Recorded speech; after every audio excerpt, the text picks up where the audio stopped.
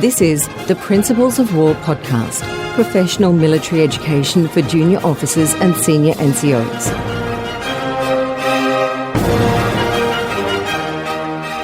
This is the third presentation in the Royal Australian Artillery Historical Company's Firepower Lessons from the Great War seminar series. This is the 11th seminar, The Western Front, Breaching the Hindenburg Line. This presentation, bringing it all together, is presented by Lieutenant Colonel Nick Floyd. So good evening, ladies and gentlemen, once again, and welcome to the summary and conclusion part of Firepower, Lessons from the Great War. Over the period 2015 to 2018, the Firepower Seminar Series produced 11 seminars, exploring 9 themes within the evolution of artillery and firepower during the Great War. Command and control, human stories, both commanders and gunners, artillery tactics, the pursuit of technology both through ammunition systems and the gunnery problem, combined arms and the advent of modern warfare, force generation and sustainment, and other gunners, the viewpoint of our allies and adversaries. Across these 11 seminars, Firepower presented 41 papers from 29 authors and a mix of practitioner, academic and historian from both Australian and counterpart perspectives. These recounted the developments in artillery and firepower across the war and revealed lessons to be learned and innovation and adaptation that remains pertinent to this day.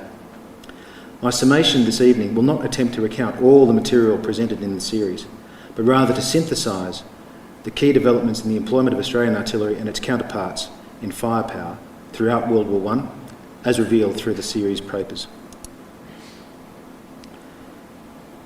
The Dardanelles campaign witnessed Australia's first wholesale involvement in industrial-era warfare and all its lethality, complexity and consumption, unmatched in its scale and national commitment.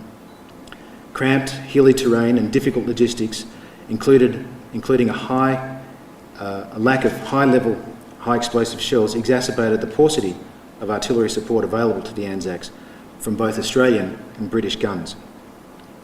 British Indian mountain batteries assisted, while high-velocity, low-angle naval guns and 18-pounders were frequently impeded by intermediate crests and unable to engage targets effectively. Intercommunication between observer, commander and gun position was poor. Initial use of air observation occurred, but no direct communications or imagery resulted in the slow transfer of artillery-related intelligence. By contrast, the tenets of mobile warfare were retained in the Palestine campaign, as the theatre's terrain and scale afforded manoeuvre the advantage. However, austere lines of logistics and supply for both sides saw relatively low intensities of artillery expenditure predominate. While no Australian artillery deployed, British guns supported Australian light horse and other desert-mounted corps formations in direct and indirect fire roles, in a fluid mix of rapid advances and then the reduction of the Ottoman Empire's defended positions. The campaign's tempo and lower strategic priority moderated the adoption of contemporary artillery technological and tactical evolutions occurring on the Western Front, such as counter-battery techniques and the pursuit of predicted, or that is calculated rather than adjusted, artillery fire. On its arrival on the Western Front in 1916, the Australian Imperial Force and its supporting Australian Field Artillery was confronted by a campaign where defence had a considerable advantage over the attack and where manoeuvre had given way to static positions and unprecedented attrition. Each of the warring forces strove to resolve this lethal manifestation of the modern gunnery problem in stride, improving fixation and orientation of guns in a growing moonscape of featureless terrain with refinements in survey instrumentation and computation, addressing calibration of guns through accounting for variance in barrel wear, projectile size and weight, and propellant composition and handling, inception of the novel field of enemy weapon locating, and rapid advancements in recording and applying meteorological corrections to gunnery calculations. The inception of registration missions providing correction of the moment allowed the usage of accurate predicted fire and later were used to support surprise attacks when conducted at a distance from the assault area or otherwise disguised. Communications developments saw wire telegraphy gradually replaced by wireless radio, permitting immediate and relatively reliable linkage between forward and aerial observers and the gun lines. Together, these advancements allowed more flexible application of artillery in support of manoeuvre arms, greater concentration of fire, and heightened responsiveness and reliability of fire.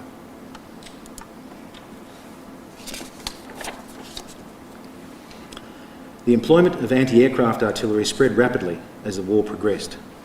Heavy and light machine guns and field artillery were originally repurposed, but were soon replaced by purpose-built quick-fire guns such as the 3-inch and the 1-pounder pom-pom. Immense mathematical and physics challenges in target acquisition, range finding, and airburst fuse setting were rapidly confronted.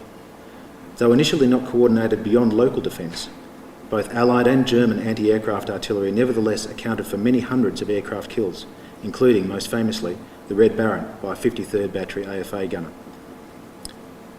While aerial observation from balloons had occurred for decades, the advent of fixed-wing flight and improvements in aerial photography permitted huge advances in the speed of intelligence dissemination and application, including, for artillery, predicted fire for both assault and defence. Gridded photo maps shared aloft and at the gun line now permitted rapid target indication and engagement. Airborne wireless radio, introduced in the final months of 1917, employed notably later in mid-1918 at Le Hamel, permitted real-time artillery adjustment to barrages. Aerial reconnaissance also added significantly to the nascent function of artillery intelligence and the development of counter-battery fire techniques. In the absence of weapon locating radar, effective sound ranging and flash spotting techniques were developed on both sides, each striving to locate, engage and destroy the adversary's guns. Heavy calibre, long-range guns were increasingly dedicated to counter-battery work, while lighter calibre guns would be employed to both deceive and provoke an enemy response, at the risk of unmasking their gun positions in the face of a still heavier retaliatory ambush.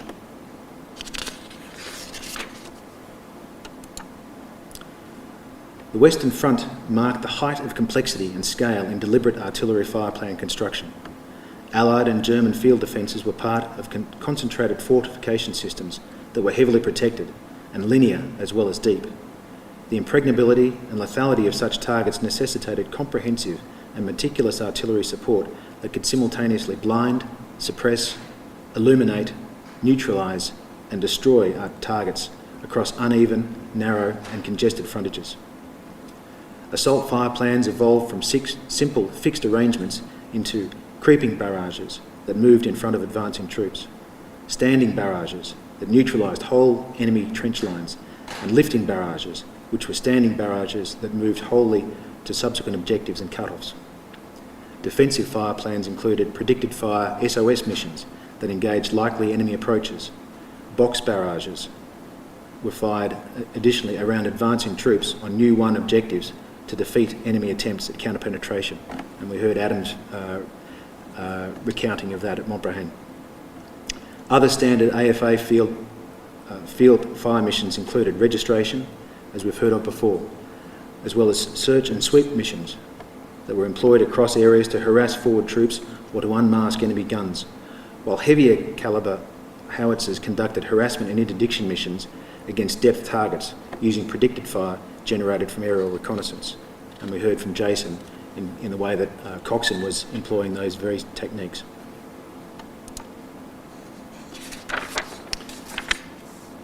The increasing complexity of artillery tactics and functions during the campaign led to commensurate augmentation of the staff of divisional level commanders Royal Artillery.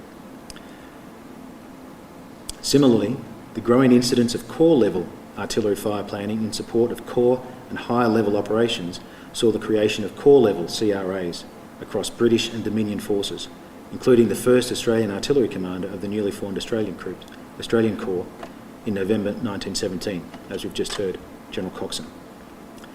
Artillery command and control, that is, the allocation of firepower assets at all levels, evolved to permit the centralised command of guns with the decentralisation of control to more flexibly guarantee fire support along the front. By 1918, rapid improvements in communications, fixation, orientation and ballistic correction had facilitated the development of artillery support tasking that unleashed an unprecedented capacity for artillery to switch and move fires across the front in concert with manoeuvre. Despite the immense efforts given to perfecting artillery indirect fire, however, artillery in direct fire roles were still used by both sides throughout the war, and at times was essential for the reduction and destruction of obstacles in the attack, such as in 1916 by 6th Battery AFA at Pozières, or later in the defence as prototype anti-tank guns, as successfully employed by German defenders at Bullecourt in 1917 and Le Hamel in 1918. Both HE and shrapnel shells were employed in such direct fire engagements against wire targets, the latter being effective in direct fire where the fuse could be set accurately.